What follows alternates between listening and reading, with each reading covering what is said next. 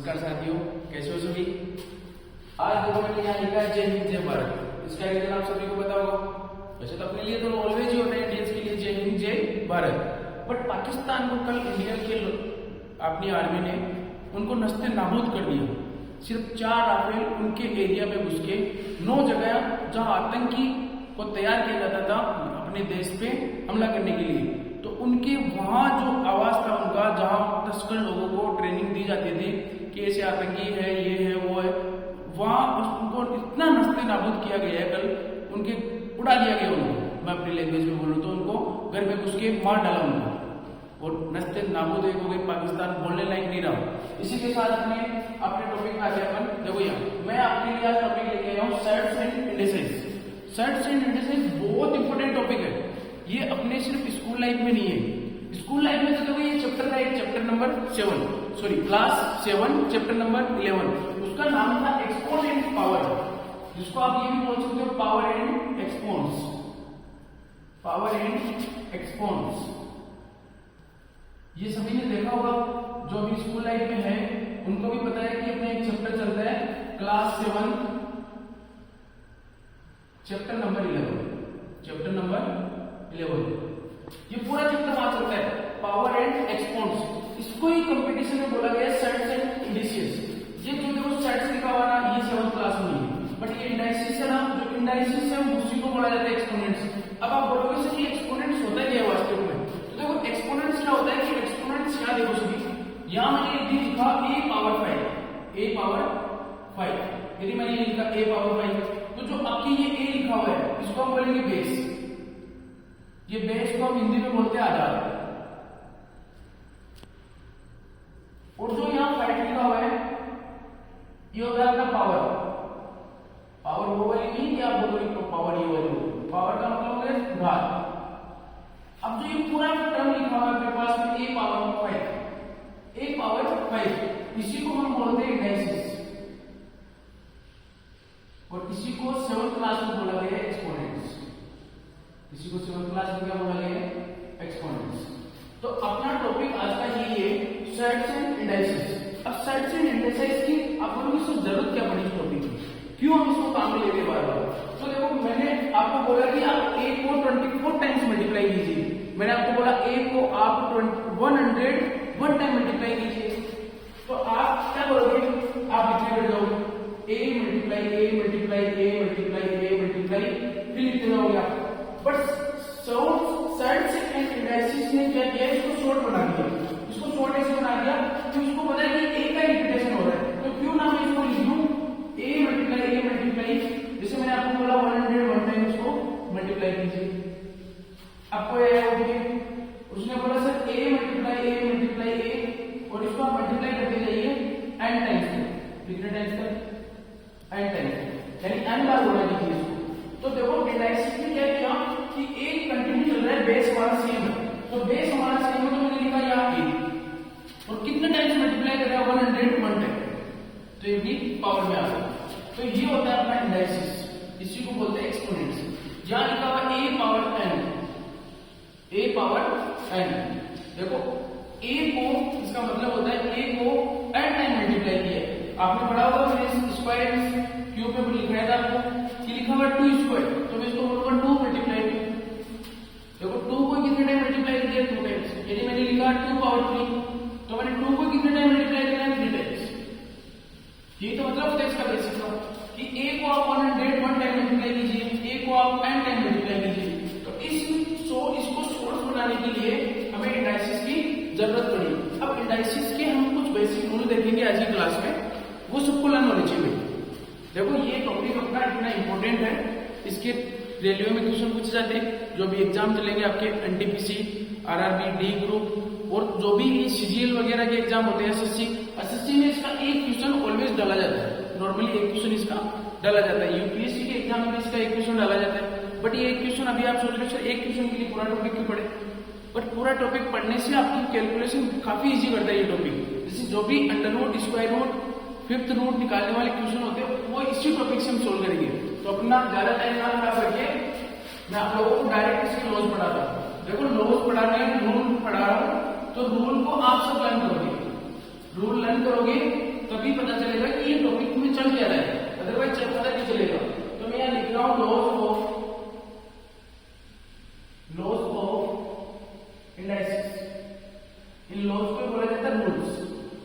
इसके बेसिक फॉर्मूले होते हैं। इट मींस हम सीधा सीधा बता रहा हूं कि हम इसके बेसिक फॉर्मूले पढ़ेंगे। तो अपना फर्स्ट फॉर्मूला होता है यहाँ a power m multiply a power m। देखना चाहिए ध्यान से, यहाँ लिखा हुआ है a और यहाँ भी क्या लिखा हुआ है a। अभी मैंने बताया था पावर के नीचे वाले को बेस आधार बोलेंगे, तो a पावर m जब दोनों का बेस सेम हो, जब दोनों का बेस सेम हो और सिंबल किसका हो बीच में मल्टीप्लाई, तो इस मल्टीप्लाई को थोड़ा रोटेट करके देखिए इसे, इसको रोटेट करके देखोगे तो क्या आपको ये प्लस नजर नहीं आ रहा? अरे प्लस नजर आ रहा है ना, तो आप क्या करोगे इन दोनों पावर को प्लस कर दोगे, a power m plus n। ये अपना फर्स्ट फॉर्मूला, ये अपना फर्स्ट फॉर्मूला। अब चाहिए आपको कितनी भी डिजिट दे दी जाए, जैसे मैंने यहाँ लिखा a power m multiply a power n multiply a power o, देखो जीरो नहीं है, o बोल रहा हूँ इसको, चलो कंफ्यूजन हो गई इसमें p ले लेते हैं, a पावर p। तो यहाँ पे जब बेस सेम है तो पावर क्या हो जाएगी plus, a power m plus n plus p, m plus n plus p। तो इस फॉर्मूले में भले ही कितना है हमें बेस चेक करना है और उसकी पावर को प्लस करके लिख देना है। सेकंड फॉर्मूला देखो, यहाँ लिखा हुआ है a power m, very important, a power m divide a power n। तो देखो यहाँ आपको डिवाइड नजर आ रहा है, दोनों का बेस सेम नजर आ रहा है, इस डिवाइड के सिंबल को डालो, देखो क्या नजर आ रहा है माइनस, क्या नजर आ रहा है माइनस। तो मैंने यहाँ लिखा a power m minus n, a power m minus n। ये कब करेंगे जब यहाँ दोनों के बीच में डिवाइड हो और दोनों का बेस सेम हो। ये इसकी कंडीशन होती है जब m की वैल्यू ज्यादा हो n से, it means m greater than n, तभी ये फॉर्मूला होगा। नेक्स्ट इसका फॉर्मूला होता है if n is less than n, it means क्या हो गया n की वैल्यू ज्यादा है, तो हम इस फॉर्मूले को कैसे राइट डाउन करेंगे, n में से माइनस कर देंगे। देखो यदि मैंने इसको माइनस किया m में से n, तो मुझे बताओ n की वैल्यू छोटी और n की वैल्यू बड़ी है, तो माइनस बड़ी संख्या में इसको माइनस करोगे तो आंसर कितना आएगा माइनस में। तो इसको मैं देखो ऐसे लिखता हूं n माइनस m। अब आप बोलोगे सर नहीं, आप इसको m माइनस m के फॉर्म में लिखो, तो m माइनस m के फॉर्म में इसको लिखने के लिए हम यहाँ से माइनस कॉमन लेंगे, और अभी पहले मैं माइनस का फॉर्मूला बता दूं, देखो इधर यहाँ मैंने लिखा a power minus m, a power minus n। तो जब भी आपको पावर माइनस में दिखे, इसको आपको पॉजिटिव में लेना हो तो इसको 1 अपॉन में लिख दो, 1 अपॉन a पावर n। अब देखो ध्यान से, इसको मैं लिख रहा हूँ m माइनस n के फॉर्म में, बट मुझे पता है m माइनस n करूंगा तो m तो छोटा है n बड़ा है, तो माइनस में बड़ी माइनस की संख्या में छोटी संख्या में तो पावर किसमें आएगी माइनस में।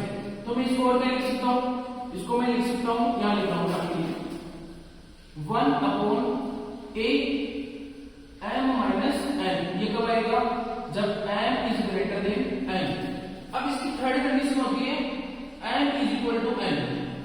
देखो ये दोनों इक्वल हो जाएंगे, तो m माइनस n कर दो या n माइनस n कर दो, तो a पावर 0 और a की पावर 0 की वैल्यू कितनी होती है, a पावर 0 की वैल्यू होती है आपके 1, a power 0 is equal to 1। कब होगा ये जब a is not equal 0, a is not equal 0।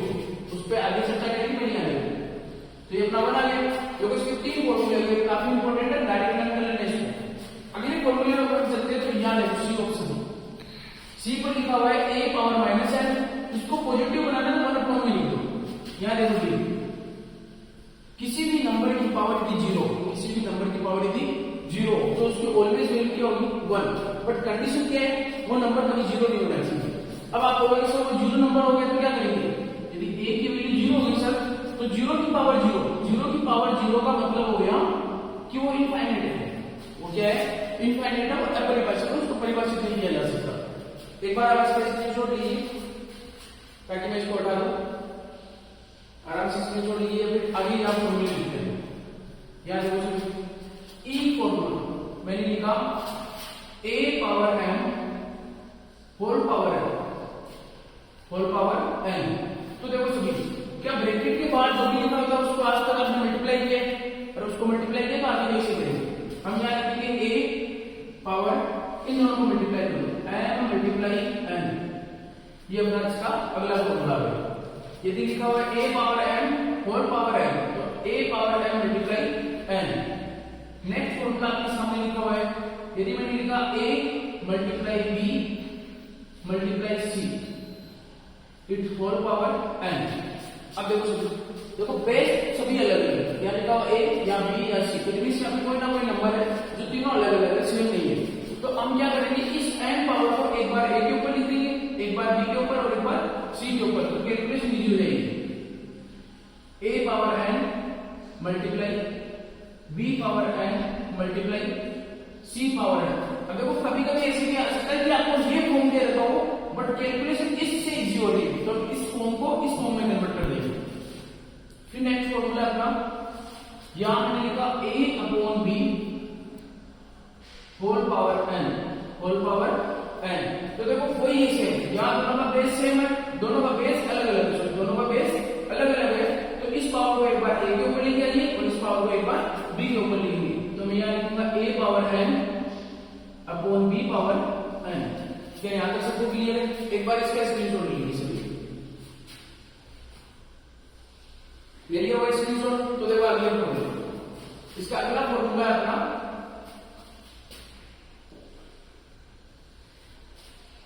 Next formula मैं आपके लिए लिख रहा हूं कि यदि आपके पास में लिखा हुआ है a power n is equal a power n। अब सभी इनको ध्यान से देखो, यहां लिखा हुआ है a पावर n और यहां लिखा हुआ है a पावर n। क्या दोनों में बेस सेम नजर आ रहा है? दोनों का बेस सेम है।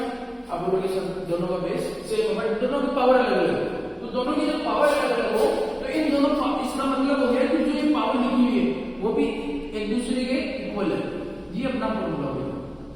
यदि यहाँ पर डिजिट लिखी हो उसकी पावर दोनों अलग अलग है बट दोनों डिजिट यहाँ वाली बेस में सेम है, तो ये दोनों पावर भी क्या होगी? इक्वल।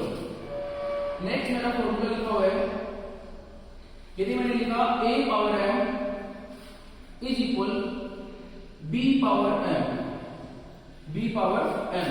अब सभी इसको ध्यान से देखो, क्या आपको पावर सेम नजर आ रही है? m देखो m की जगह कुछ भी वैल्यू हो सकती है बट आपको पावर सेम नजर आ रही है बट दोनों का बेस क्या है? अलग अलग। तो इसका मतलब हो गया कि जो दोनों का बेस है वो भी इक्वल होगा सर, दोनों का बेस भी क्या होगा सर? इक्वल होगा। अभी मैं इस पे ट्यूशन करूंगा तो इजीली समझ में आएगा। अब देखो अगला टर्म, अभी आपको सिर्फ लर्न करनी है और मुझे पता है कि फॉर्मूले आराम से आप लर्न कर सकते हो, जितना हो सकता है मैं इसको बता रहा हूं आपको कि कैसे लर्न करना है, बाकी आप इसको इजीली लर्न कर सकते हो। तो अगला देखो आपको यहां यदि लिखा हुआ है एक छोटा सा टॉपिक है लास्ट का, फिर हम सेट्स वाला टॉपिक नेक्स्ट में करेंगे। यदि आपको लिखा हुआ है -1 पावर n, -1 पावर n, तो इसकी दो वैल्यू हो सकती है। इसकी दो वैल्यू कैसे हो सकती है? देखो इसकी दो वैल्यू हो सकती है +1, एक वैल्यू होती है इसकी -1। अब आप बोलोगे सर ये +1 कब आएगा और ये -1 कब आएगा? तो भाई इसका भी सॉल्यूशन बताएंगे आपको। यदि ये जो पावर लगी हुई है n, यदि ये n is equal to even number हो, कौन सा नंबर हो? Even number. इवन नंबर का मतलब क्या हो गया? सम संख्या हो। यदि ये सम संख्या है, सम संख्या कौन सी होती है? जिनकी इकाई का संख्या 2 0 या फिर क्या हो 2 या फिर हो 4 फिर 6 या फिर 8। देखो मैं इकाई का बोल रहा हूं, फिर से मैं रिपीट कर रहा हूं, इकाई है। मैं ऐसे नहीं बोल रहा कि पावर 0 है, मैं बोल रहा हूं इकाई है, इसमें से इकाई में कुछ भी हो तो ये अपना हो गया डिजिट। अब आप ये मत बोल देना कि सर यदि इसकी पावर 0 होगी, तो अभी आपने बताया था सर सभी का वैल्यू 0 होगा। मैंने अभी बताया था कि ये 0 किसी की डिजिट हो सकती है, किसी की पावर 10 हो गया। यदि आप कंफ्यूज हो रहे हो 0 को डालो, आप इवन नंबर पहचान सकते हो आराम से। अब यदि इवन नंबर हो इसकी पावर में, तो ये ऑलवेज आंसर क्या आएगा? प्लस में आएगा, +1।